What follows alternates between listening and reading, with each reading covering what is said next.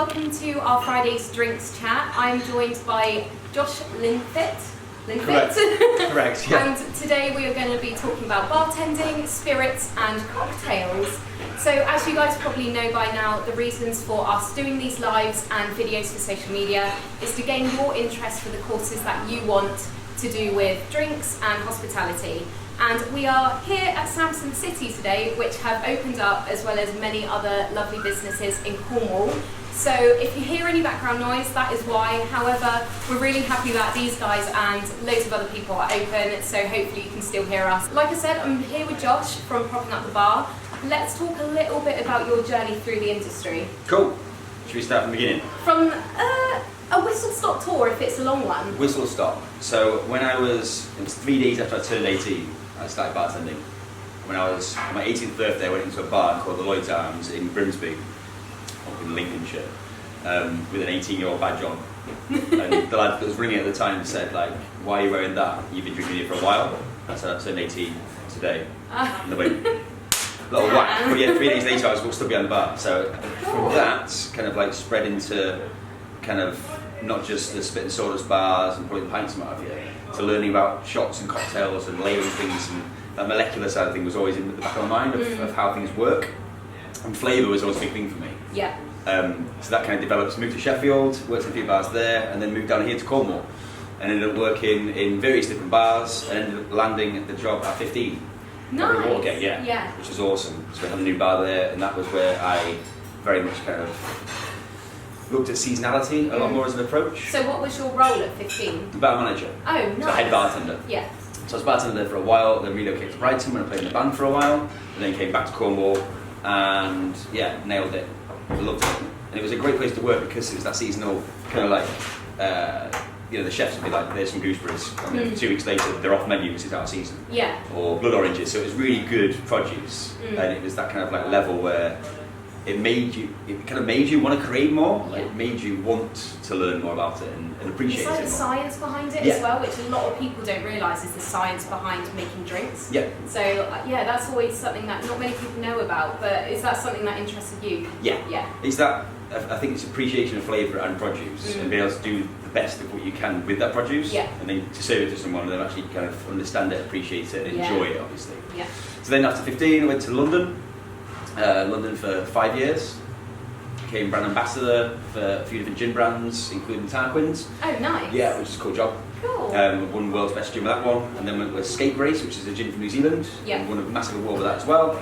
And then worked for like ones like Bathtub Gin and Boutique Gin and those ones as well, which is awesome. Really cool time. And also was the bar manager at the Whistling Shop, which is this molecular-driven. It's a gin palace. It's gone now, sadly. It got sold on, but it's this like molecular-style gin palace, Victorian gin palace. So it's like a speakeasy. Wow. We're using molecular techniques, so dry ice, liquid nitrogen. Oh, so that and was stuff. all the fancy drinks that you see, that was basically that? Yeah. Oh, cool. Yeah, there was loads of fun because you had things like liquid nitrogen on tap to play with. Yeah. Dangerous, obviously, but used correctly and understood, you could do some really cool things with it to extract flavours from stuff, which is great. So it's all those kind of things combined, which kind of brings me to now. So after leaving London, went to Bristol for a year, and Bristol back down here again. And I can move back in February. Okay. So yeah, that's a very long 17-year career. You've worked for a lot of different kind of brands, and you've kind of explored through the way businesses do things differently then. Very much so. Okay, so that takes us to where you are now. Yeah. And you've got your own business, Propping Up the Bar. Yeah. What is Propping Up the Bar? What isn't it?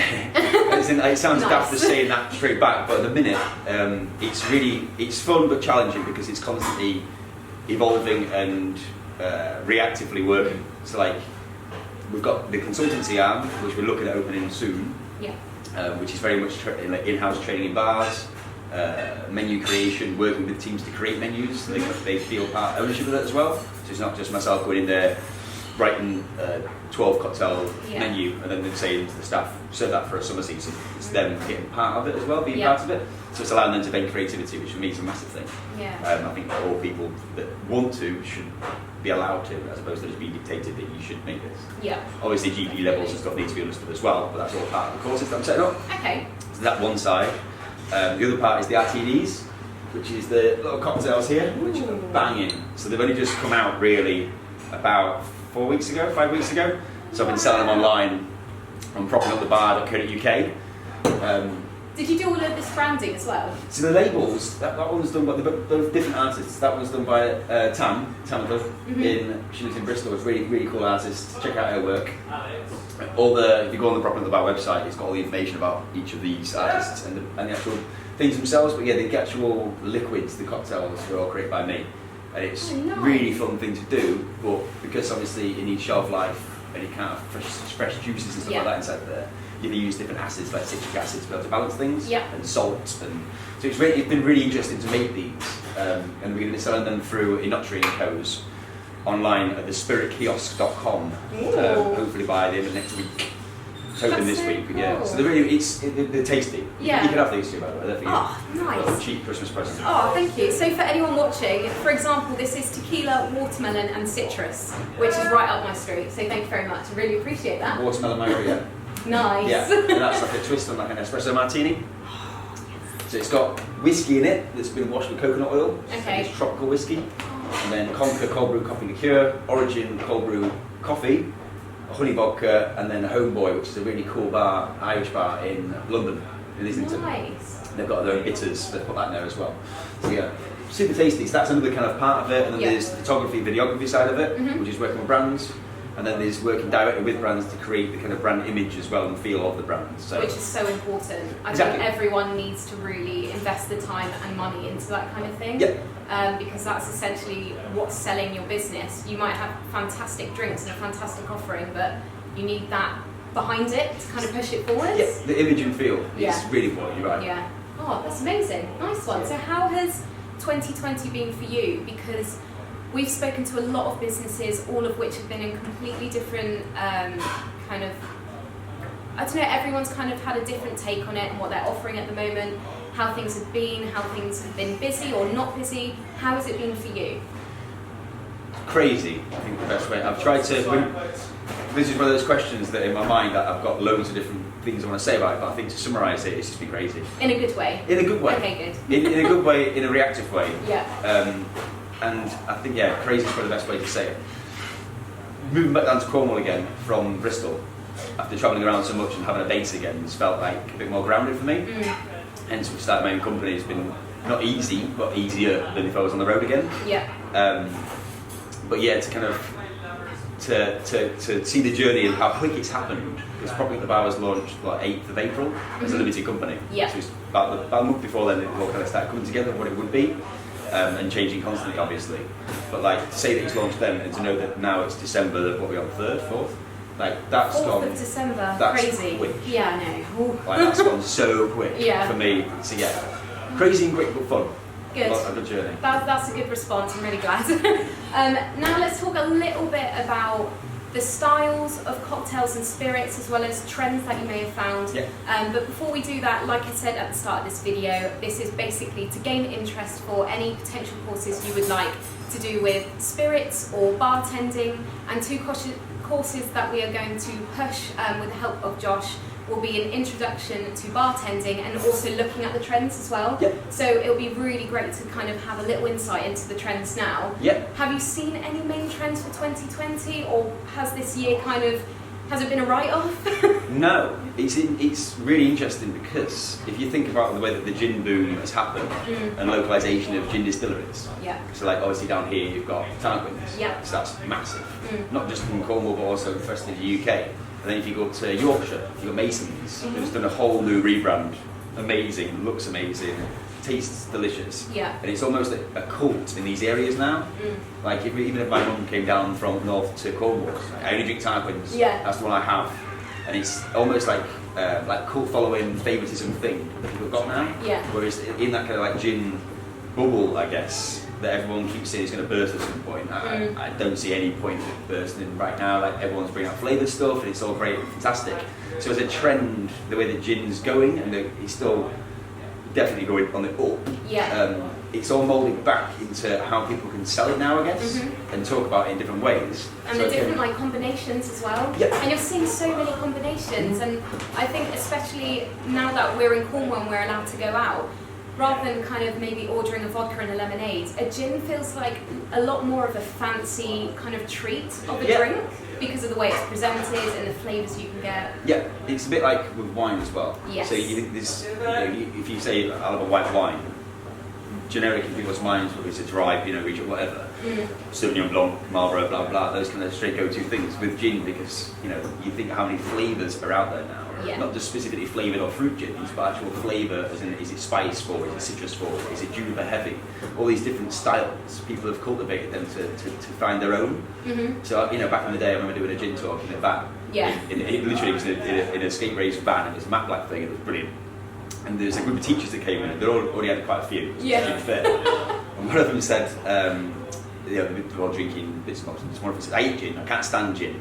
Like, you sat in a gin van, like this is the gin van. Yeah.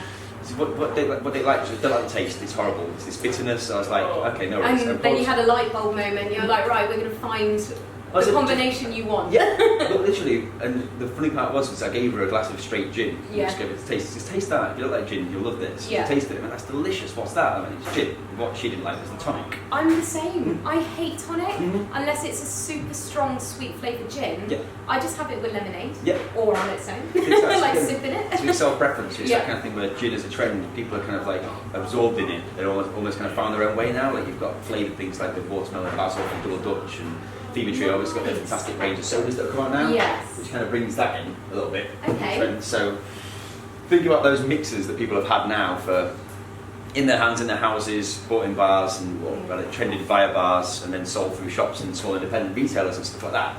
So with things like the hard seltzer kind of trend that's coming in now, it's very much it's just a carbonated water with alcohol in it. It's flavoured, not heavily, so I don't think it's going to taste like a hooch or something like that. That's really big in your face alcohol kind of style. Right. They're actually really kind of delicate and really flavoursome as well. So it's really refreshing and balanced, and they're all about low ABV. That moment, so it's 5% as opposed to mine that are like 10, 15, or 14%.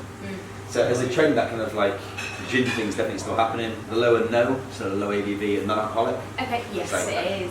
Can't remember the Especially actual during stats now. 2020, I think, because everyone was at home, and you kind of go one way or another. You either drink loads because you're kind of in lockdown, or you try not to drink at all. Yep. So I think low alcohol is, I've even seen that for myself, as Yep. someone who's, not too clear on the trends. And even I've gone for like no alcohol wine, which, I mean, personally, I think I prefer the alcoholic wine. Yep. But I've definitely seen it more on sale as well Yep. in different shops. 100%. So, Like there's none like Prosecco's out, or Yeah. no Secco, and there's quite a few of them that are they're delicious. yeah. And you don't get how much drunk of them. I know, Please get and to you be don't tipsy. have the headache the next Yeah. day, which a lot of people in lockdown, if you wake up with a headache and it's just another day in lockdown, Yeah. I think that's just, bit- it's horrible. Bit depressing. Yeah. So what about brands? Do trends differ with brands? What have you seen anything kind of that different brands have done, and specialities that you'd like to mention maybe? There's a few out there that have very much kind of capitalised on that localism. That's one thing that I think that even though people wouldn't necessarily pick up on it, you subliminally message that constantly. Whether it's on the flight down here from London on Flybe, Yeah. and then it's the time. By the time you get here, then it's in the shop there. It's duty free. So I think that kind of in general moment of localism is very much a thing. Yeah. But as for brands, like for me, it's all about that image of the brand dictates necessarily not necessarily what you should mix it with, but how to just drink it in general. So whether it's something like a Monkey Shoulder is an example. Monkey Shoulder is fantastic branding. Like it's always in your face. You know when something's Monkey Shoulder. Whether it's a giant concrete mixing truck thing that's mixing cocktails in it that's bright orange, or whether it's a bar mat of some sort. Yeah. All the kind of POS is all quite gimmicky and fun, quirky but quality. Yeah. And it's that thing for me when you've got a brand like that they kind of stick to the guns, they've got a winning formula. Yeah. That's, I think, as a winning thing, it's something that's quite nice to have. An image specifically on social media. Yeah. So without using Tarquin's, it's there, that's why I keep mentioning it. See it at the corner of my eye. As an example, their social media is very kind of like itself. Yes. You know it's a Tarquin's. Oh yeah, very fresh and clean, and it's like all about the beach and Cornwall, and Exactly. like you were saying, it's all about local drinks that people can access. People come down and they don't want to have maybe a drink that you can get up in London, for example, if they're on holiday. They want to try something that's unique to Cornwall, which probably does sell across the country, but it's just, it helps with that, I don't know, being in Cornwall vibe, I guess. Yeah. So yeah, I can agree with Tarquin's, definitely. They've kind of got that branding where if you're a visitor or you're local, you'll look at it and think Cornish. Yeah. And that's It's that, nice. it's that blue in it. Yeah, Yeah, definitely. Yeah. Okay, I want to talk about some bartending tips. Okay. So this is again something that we would cover on the course which we can offer, but as a little intro to that, what would be your 3 main tips if someone is behind the bar? And I also want to do tips if you're someone buying from a bar. Okay. For example, if you're going out for a drink and you want to get the best experience, what would be your 3 tips from either view? Good one. So I think from the bartender's perspective is taste as much as you can.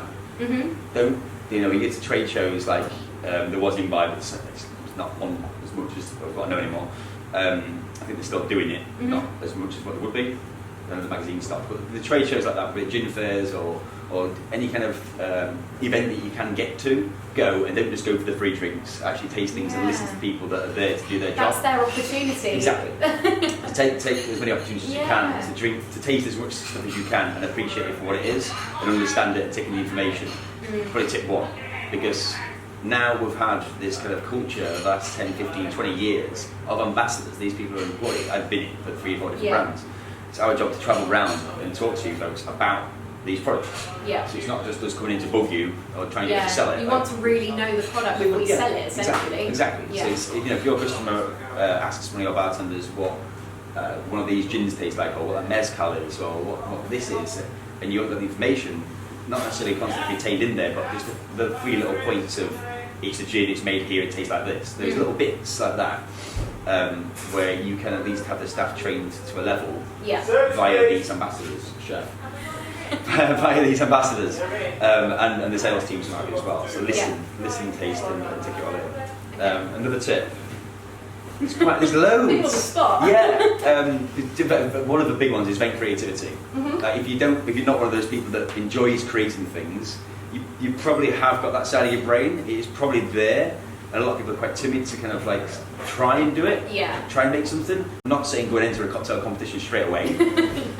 If you want to go for it, deep end's always great in my opinion, but try things, taste things, and try it out on your guests. At the end of the day, if you're making a really cool drink and it's a bit wacky and it's got a cool ingredient in it, fantastic. If it doesn't taste great, there's not much point to it because you're not going to sell it. Yeah. So if you've got guests that are sat around, they're probably going to appreciate a free drink, but just get a bit of feedback from them. Yeah. So if you've made something, pass it out. Obviously, speak to your boss first. Make sure the boss lady or boss man knows that you're giving out a drink, so your GP levels don't get mashed up. I think otherwise, if you don't let the bartender know if you like your drink as well, and it's not the best drink in the world, I think they're going to keep giving those drinks to people and never improve because they don't get that feedback. Yeah, it's like the guy at the open mic night. There's always a guy at the open mic night that for some reason he comes off stage, and it's always a he, it's never a she because they can always sing, but he always comes off stage after playing a song on guitar singing, and everyone applauds, and then they walk out thinking that nailed that. To go again. It's like that was terrible. Like that, people are leaving the bar because of that voice. Like tell them, and then they might be able to improve. Yeah. And some people got to be harsh. I guess I'm that person sometimes. Yeah. One last tip from the bartender's perspective. Yeah. This is on the spot, isn't it? I know. I'm not a bartender, so I can't really think of one. But if I was going to a bar as someone giving a tip to a bartender, I would personally say have fun with what you're doing. Yeah. Because there's nothing better when you go to a bar and they've got this enthusiasm and charisma and they're fun and they're having a laugh with you. That's the best feeling from a customer's point of view. Yeah. So. I agree. Yeah. I think what was nice that in my head, I've got another one as well, which is go to other bars. Don't just go to 1 or 2 bars. If you live in London or you visit in London, go to loads of bars. You'll find that. I mean, I've been to some of the world's best bars, and I've been really lucky with my jobs that I've had in the past. Yeah. And I feel privileged to have been stood behind some of them doing the takeovers and things that I've done, which has been awesome. But like I've visited some certain bars that I've heard about or someone had talked about, and I've been there like it's not really my style. And I've got there and they've had Metallica on a jukebox, and I'm smashing down whiskey highballs. Like this is amazing. Yeah. And I wouldn't expect it. So go and try and appreciate everything, but go to different places, go and experience as much as you can. And learn from it. Yeah, that's probably the same with like go to your competitors because it's so easy from, I guess, a business point of view to look at your competitors and think, oh gosh, I'm not going to support them. Whereas they're there because of you. Like everyone's all in the same industry together, and it's good to know how they're doing things, and not from a competition side of view, but as a supportive kind of view, I guess. Yeah. I think it's that kind of moment where you think about bars in Bristol or London, which I'm quite much to do with, because I know them all quite well, but it's like when your limes delivery doesn't turn up, and you're like, oh, we haven't got any limes and we're just about to put the service. We do, you know, you like to be able to think that each of the bars, if you ring them up, mate, can we borrow a lime? They give you they want to stitch you up. And that's what I love about the hospitality industry. Everyone's out to help each other as well. That is being hospitable, like it's hospitality, it's in the name. So it's that kind of moment where I feel quite privileged to be in this family of people that, you know, there's always someone there to get your shoulder to cry on or toy some limes off, you know? It's that weird analogy now. Yeah, it's nice. Okay, now from a customer's perspective, if they're going into a bar, what kind of things would you recommend that that customer either ask the bartender, or the way that, what can we ask? Tell the bartender what you like, not what you want. It's that, bear with me with this one, it's weird. No, I get it. So one of the bars, the whistling shop that I used to run before, we had a menu that was a bit bonkers, and we had a cocktail on that had mint in it. But the mint, we used liquid nitrogen to cryo freeze it, smashed it to a million little pieces, mixed that with dill, and then carbonated it into a soda water. So on the menu, a customer would come in, see mint, think, I like mojitos, I'll have a mojito. So they won't necessarily buy the weird wacky drink, but they want a mojito. They used to come to us and say, I'll have a mojito please. We don't have any fresh mint because we've used liquid nitrogen to smash it up and then carbonate it. So they go, well, I just want a mojito, so we can't do that. But we can do this and explain the whole situation. They go, oh, don't worry about it, I'll have an espresso martini. They're just going with what they know? Exactly. So one minute they've got a long, fruity, citrus-led, rum-based drink that's garden fresh, beautiful. So a short, little 1-2 sip, 3 sip kind of wonder with vodka dominant in caffeine coffee flavours, right? So they know what they like, but they don't know necessarily what they want. They just go with what they know. So I think from a consumer going into a bar, a guest going into a bar to experience something, go to experience it. The bartender behind the bar, you know, might have just created your favourite cocktail. You don't know. And if you say, obviously if it's a bit busy and you start going, I like this, I don't like this, I don't like that, it's going to go on a little bit. Remember, it's still a service, it's still needs the role. It's like going to the kitchen now and you say, I don't want this but I want that. He's going to tell you to get out. And I think, maybe. I'm sure the chef's lovely in here. But like, chef. But that that moment where you go in there, you know, tell them what you like, and you might end up getting surprised with something you go like, don't say surprise me. Work. Doesn't work. Okay. You end up with a pint if you ask me to surprise you. Alright. Interesting. Another one? Another one, menus. So menus have been created for a reason. It's usually the stuff that the showboating, and it can be down to seasonality.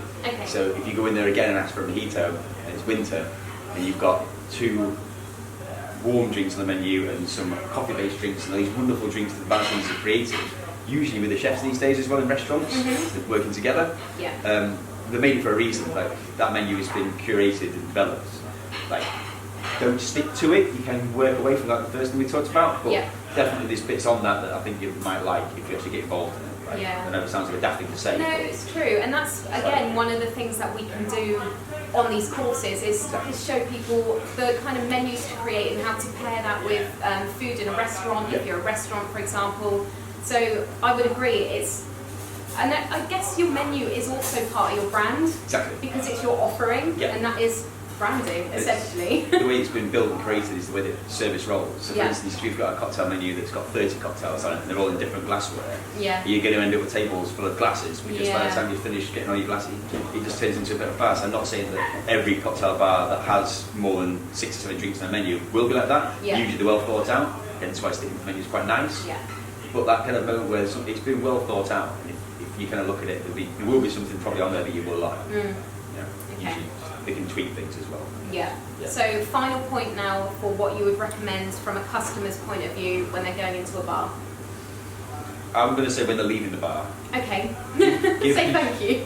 Say thank you. Tip, say thank you, but also give constructive feedback in the right way. So if something isn't right, like the bar manager, the floor manager, whoever is serving you would probably want that feedback. The chefs definitely want that feedback. If something isn't right, the last thing they want you to do is bugger off, go on TripAdvisor, be a keyboard warrior, because that's just detrimental towards their business. And these small businesses at the minute that are currently struggling to open, very many of them spent all this money on putting screens up and all sorts, and not just being like a mark for them or anything like that. It's very much for me you know, sticking up as such for mates bars and restaurants where they've gone through pretty heavy times recently, as everyone has. But you know, if there is something wrong with your meal or your cocktails and what have you, just tell them. Just tell them that they prefer that, and they can't alter their offering until they know if they've done something not quite right. So. It's like the whole kind of pouring the wine thing. When people say, "Would you like to try the wine?" It's not to try if you like it, to try if it's corked or not. Yeah. Like you're not tasting it. You can't just have each of them.